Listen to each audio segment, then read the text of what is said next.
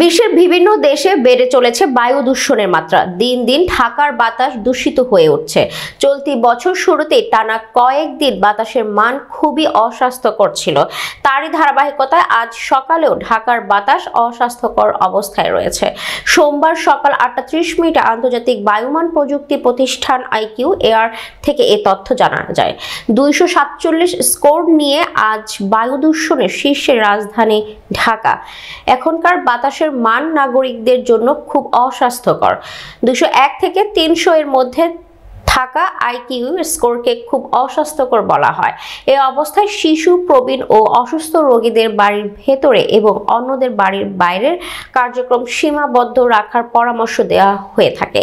World health অর্গানাইজেশনের মতে বায়ু দূষণের কারণে প্রতি বছর বিশ্বব্যাপী আনুমানিক 70 লাখ মানুষের মৃত্যু হয়। বায়ু দূষণের প্রধানত স্ট্রোক, হৃদরোগ, ক্রনিক অবস্ট্রাকটিভ পালমোনারি ডিজিজ, ফুসফুসের ক্যান্সার ও শ্বাসযন্ত্রের সংক্রমণ থেকে মৃত্যুর হার বাড়ে।